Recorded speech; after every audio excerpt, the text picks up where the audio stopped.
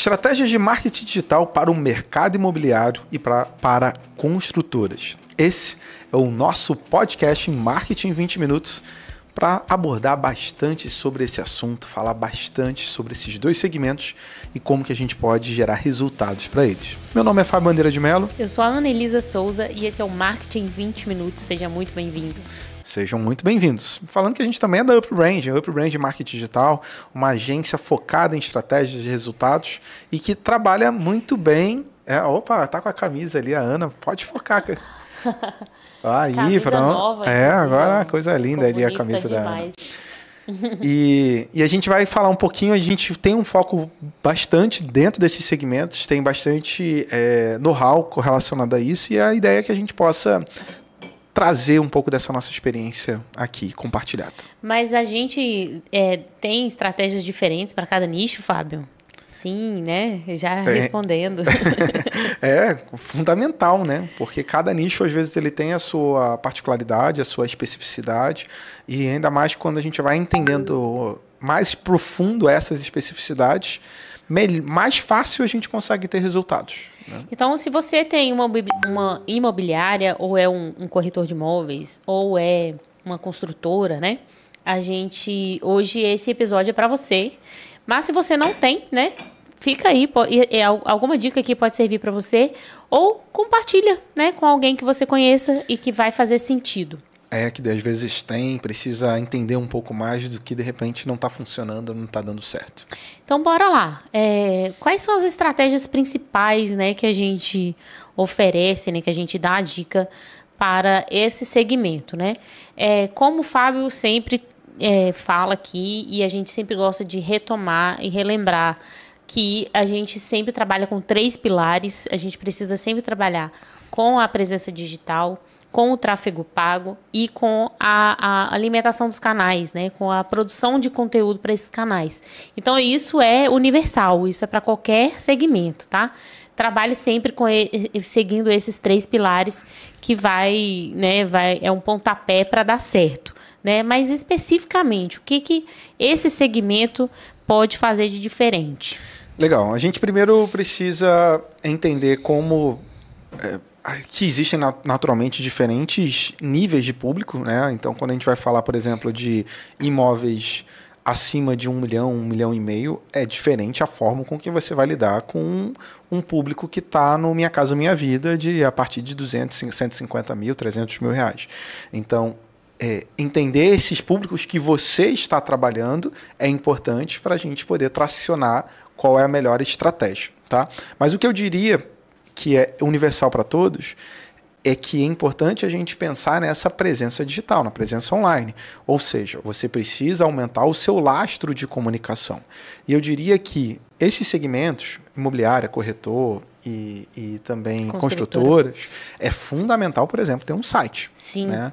Um site institucional ou, no mínimo, uma landing page, onde você consiga colocar mais informações daquele teu imóvel, daquilo que você está construindo ali, para aquele público poder entender. Isso passa até mais credibilidade num meio de tanta gente de arrodo e que às vezes não tem tanto ponto assim.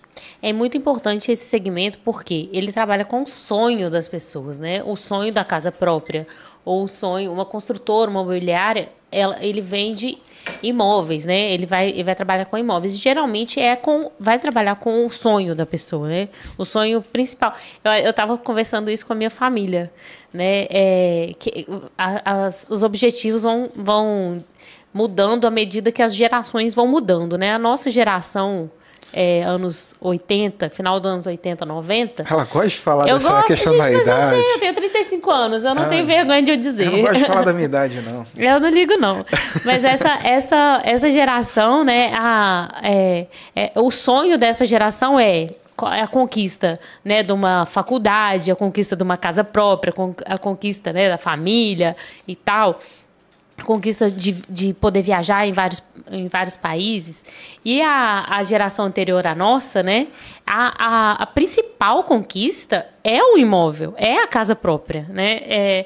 O meu marido, por exemplo, ele tem 11 irmãos. E aí tem várias gerações numa mesma família, né? A geração da família dele não é tão grande assim, esse sonho, né? Ele tem 34.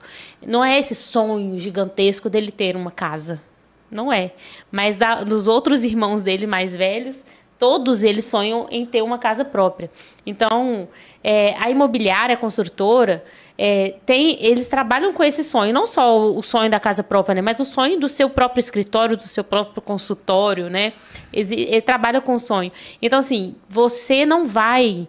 E às vezes um investimento de uma vida inteira, né? Para pagar em uma casa, né? Então, você não vai investir... Né, pensando no público dessas construtoras e dessas imobiliárias. Você não vai investir o seu investimento, o seu dinheiro de uma vida inteira, do seu sonho, numa empresa que você não conhece, que você não confia, que não te passa credibilidade e autoridade. Estou falando bobagem, Fábio? Não, na verdade você... Girou, mas a tua conclusão foi perfeita ali, né? Eu falei, onde que ela quer chegar com a questão do sonho, né? Mas faz muito sentido. De fato, é um segmento que você precisa passar uma presença, né? Por exemplo, corretor de imóvel, ele precisa, independente do segmento, mas ele precisa passar esse grau de confiança, porque como você falou, às vezes é um investimento da vida inteira, às vezes é um posicionamento da vida inteira. Claro, a gente tem vários tipos de perfis de clientes que compram, aqueles que compram só por investimento, por oportunidade de negócio e tal, mas a grande maioria da população brasileira não é esse o caso, né? Então, é algo que ele de fato representa às vezes uma mudança de vida, sonho. Então a gente precisa tomar cuidado com isso e isso faz com que a gente precise ter preocupações com a nossa presença digital, né? E aí a nossa presença digital é ter uma comunicação que seja mais estável, como um site. E não é qualquer site, né, Fábio? É um site responsivo, arrumado, bonito. Eu nem conheço outro tipo de site mais, né? Tem que ser, né? Sites que não sejam responsivos. O que é responsivo? Otimizado, tá? Né? Que é aquele que você acessa pelo mobile ou pelo computador. Isso é obrigatório, é praxe já. Não dá para fazer cogitação não ter, né? Não dá para fazer diferente. Mas eu diria que também apostar em alguns outros canais que às vezes têm uma audiência muito boa. Que canais são esses? Um LX, um Viva Real, né? Então, tem vários canais hoje, inclusive tem softwares específicos para quem é do meio imobiliário, como corretores e tal, que você faz um anúncio, ele já acaba colocando em todos esses, tá? Mas ele é fundamental. Então, tem gente que não tem resultado, né? Já escutei vários. Mas eu já tentei e não tive resultado. Mas ainda assim é um canal muito forte de procura. Eu não abriria a mão da minha estratégia ter esses canais ali dentro de ação. Porque é aquele negócio. Só basta um para você vender. Mas eu não consigo tanto lead como através do tráfego pago. Concordo. Mas, às vezes, é um lead extremamente qualificado lá. E quem só vai lá quem quer comprar imóvel, né? Quem está interessado, né? Então, se a gente está falando em busca de mais resultados específicos para esse tipo de segmento, você precisa ter um lastro mais vasto para a tua comunicação. Não coloque todos os ovos na mesma cesta. Eu também não diria para você só apostar no LX. Uhum. Você teria que apostar também num tráfego pago. Então, tenha a tua presença digital mais sólida. Por exemplo, precisa ter um canal no YouTube hoje. Quem trabalha com um corretor e tal, precisa ter. Por quê? Porque muita gente para no YouTube para ver as comunicações que estão acontecendo por lá. Tá? Então, não é clichê. É porque ajuda a ter resultado, ajuda a despertar em relação a isso. Se quer ter resultados mais rápidos, né? Então, tem que investir nisso. Se preocupe na tua presença digital, eu acho que é o primeiro tópico aí de dica. Fábio disse, então, sobre presença digital, né? Onde você está, onde estar posicionado. Também é importante, né? Voltando ao segundo pilar, que é a produção de conteúdo, né? O que produzir, o que postar, o que alimentar, com o que alimentar, né? E aí a gente entra também nessa questão, né? É só venda? É só meter lá os cards, as fotos do imóvel, do empreendimento que você está vendendo, está construindo? Não. Pelo mesmo motivo que a gente estava falando lá, né, no início, sobre a importância neste segmento, principalmente, a importância de você estar posicionado, você se mostrar como autoridade e você passar confiança e credibilidade para quem vai te procurar, né? Então, assim, não é só, né, um catálogo de imóveis, né, suas redes sociais. A gente vai entrar, bater na tecla lá, né, dos nossos gatilhos mentais, né, de mostrar autoridade, né. Então é importante, né, sim, você mostrar o seu rosto, quem está por trás da sua marca, quem é você, quanto tempo você tem de mercado. É isso. Imóveis consolidados, aqueles que você vendeu, chavinha, assinatura de contrato. Por quê? Porque será que é confiável? Aí quando começa a ver que você é um já entregou, que você né? já entregou, que você já fez, que você está não sei aonde, tudo isso acaba diminuindo objeções, vai passando mais credibilidade, confiança. Então, a Ana foi perfeita dentro da colocação. Não transforme o teu Instagram apenas num catálogo de imóveis. É óbvio que você tem que botar imóveis, é óbvio. Tá? E tem uma forma correta de colocar. Se você vende imóvel, você tem que postar imóvel, claro. E tem uma forma correta de colocar imóveis. Né? Entrando agora já num segundo pilar da estratégia, falando um pouquinho de conteúdo correlacionado a isso. Se você tem uma foto... Eu ia te falar isso. E se você tem a possibilidade de botar um carrossel com várias fotos daquele imóvel, opte pelo carrossel. Tá? Detalhes do imóvel. É estatístico, a gente já viu o quão dá mais resultado a gente trabalhar com carrossel do que uma foto. Por quê? Porque quem está comprando o imóvel, às vezes ele não se satisfaz, às vezes, com uma imagem de uma fachada ou com uma imagem de uma sala, né? Ele quer ver um pouco mais. Então é um formato que você consegue navegar um pouco mais para aquele tipo de imóvel. Então isso faz uma diferença positiva. Quando você está fazendo vídeo, né, mostre os ambientes, tá? Mostre o descritivo. Né? Eu sempre recomendo, tá, em 99% dos casos de imóvel, a colocar preço no imóvel. Fábio, por quê? Eu sempre fiquei em dúvida se bota ou não bota preço. Bota. Bota, né? Por que, Ana? Porque ele já vai te ajudar a segmentar o seu público, né? Porque o Fábio falou lá no início do episódio, né? Vai ter o cliente que está buscando... vão ter 2 clientes buscando imóvel. Vai ter o cliente que está buscando imóvel que tem 3 milhões para investir e ele vai ter o cliente que vai ter... Vou fazer o seguinte aqui, desculpa te interromper. Sim. Vou fazer a pergunta de novo para fazer até o recorte. Alô, pessoal da nossa... nosso videomaker ali, depois que vai fazer o... Prepara o corte. Ana, uma dúvida comum dentro desse segmento é em relação ao preço a colocar nas redes sociais. Coloca ou não coloca e por quê? Coloca. Coloca pelo seguinte, ele vai te ajudar a segmentar seu público. Um dos motivos é esse, né? O principal, talvez. É segmentar o seu público, porque a gente vai ter 2 tipos de clientes que vão estar buscando comprar um imóvel. Né? Eu posso estar buscando comprar um imóvel, mas eu tenho apenas 200 mil para investir. E eu posso estar buscando um público, um imóvel, e eu tenho 3 milhões. Né? Então, se é um imóvel de 3 milhões de reais, esse imóvel não vai me interessar. Eu que tenho 200 mil para comprar. Né? Então, ele vai ajudar a cortar. Tipo, logo, se é um investimento de 3 milhões, vai cortar as pessoas que têm 200 mil. Menos trabalho para você, né? Exato. Menos trabalho para quem é o corretor, para quem tem uma imobiliária, de vir um lead mais qualificado e não curioso. E até o contrário, né? Se é um investimento, se é um imóvel de 200 mil, o cara que tem 3 milhões para investir, ele não vai se interessar por esse, porque provavelmente vai ser um imóvel mais simples, né? Num condomínio mais simples, que não vai ter tanta regalia, tanta coisa no condomínio. Então, ele vai cortar, é uma nota de corte, né? Já vai cortar boa parte, né, das pessoas. Então, eu vou pular. Se é um anúncio, eu tenho 200 mil reais. Se é um anúncio de um imóvel, né, num condomínio bacana aqui de uma pessoa, eu já não vou nem olhar, eu vou pular. Eu posso até olhar e falar, poxa, quem sabe um dia, talvez, né? Mas eu não vou comprar, né? Eu não tenho esse dinheiro para comprar. Falei certo? Falou, é isso mesmo.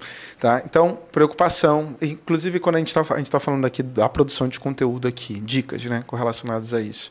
Então, coloque preço, não trabalhe foto, coloque localização. Agora, localização você não precisa de fato entregar o ouro, né? O que eu chamo de entregar o ouro?